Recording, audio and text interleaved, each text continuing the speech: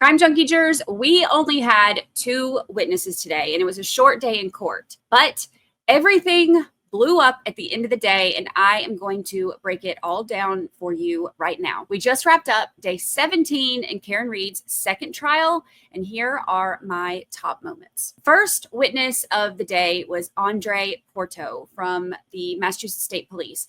And look, this testimony was long, and it was like a technical breakdown of DNA testing, and it had a ton of evidence numbers, and it was just very complicated. So I'm going to give you the very simplified, easy visual version of this because it makes it a little bit easier to understand. So the first thing is the broken drinking glass that was found on scene at 34 Fairview. Now, if you'll remember, this was like a broken bottom of a glass. And when they tested this for DNA, it came back with 3 profiles. One of them is John O'Keefe, and there were 2 unknown, unidentified profiles on there as well. The next item is the jeans that John O'Keefe was wearing. So they did a bunch of tests on the jeans, and there were multiple stains on the upper right leg that they tested. 3 of those different stains on the upper right leg showed John O'Keefe's DNA and also the DNA profiles of 2 unknown individuals. There were also 2 other stains that were tested that showed 1 unknown individual along with John O'Keefe. And Porto said that these are male DNA profiles, but there's no testing to confirm who they are. The area of the jeans that don't have stains on it was also tested, and there were 4 contributors: John O'Keefe and 3 unknown individuals. Now, there's also John O'Keefe's gray hoodie that was tested. There's 1 stain that they tested that came back fully John O'Keefe's DNA. There were 2 stains that were John O'Keefe plus 1 unknown individual. And then the rest of the test areas were all belonging to John O'Keefe.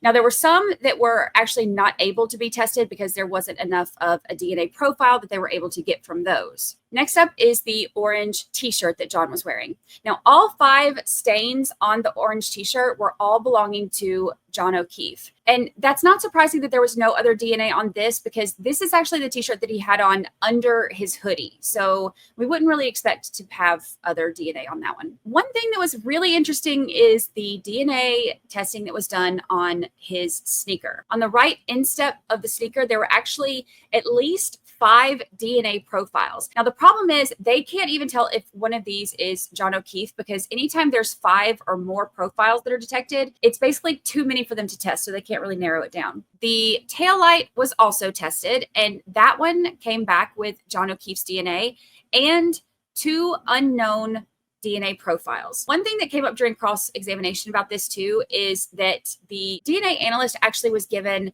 the DNA profiles of Buchanan and Proctor to test to see if it was theirs, and it wasn't. But Unetti asked if they were given the DNA profiles to test for Chief Berkowitz or for Kevin Albert or Trooper Tully, and they were not given those profiles. So kind of put a little bit of doubt, maybe kind of a little third-party culprit situation maybe in the head of the jurors. So we'll see how that goes.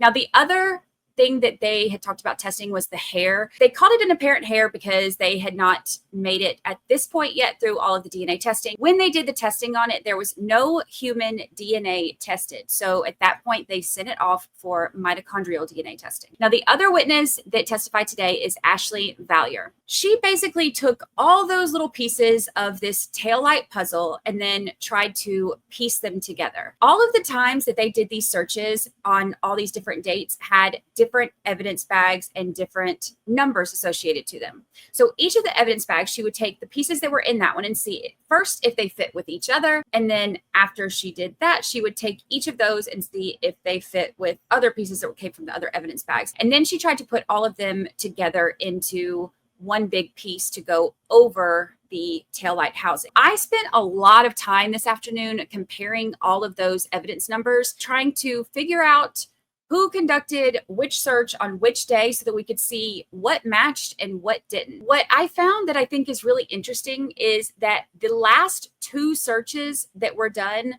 by Proctor had some of the largest pieces out of the whole thing. And they matched each other. That's a little bit weird to me because it's with so many searches, how are some of the biggest pieces not found till the end? And they all kind of go together. Also, the pieces from some of Proctor's searches matched a piece from the excavation that they did on February 3rd. But based on today's testimony, it looks like only one piece from the CERT search matched anything else from another day. And it matched with something that was found like a week and a half later that was collected by Buchanan and Proctor. When Ashley put all of these pieces together, there's still a hole or like a broken area where pieces are missing. And this is interesting because actually, if you look at the picture that showed in court where those pieces were never found, that area is like right in that same spot where the dash cam from the wellness check shows the taillight pieces missing from behind. Something else I thought was interesting, the pieces that they found seem to have a lot that didn't fit, like extra parts in an IKEA box, like that just don't have anywhere that they go. And the piece of glass that was found by Proctor in the road did not match the drinking glass that was found on scene by Canton PD. We don't know where that glass came from either. So it's really weird because a lot of the pieces just aren't connecting. And if they're all coming from the same spot, I just don't know how that's not possible. Now, we still expect to hear from other analysts later about further testing that was done on some of this.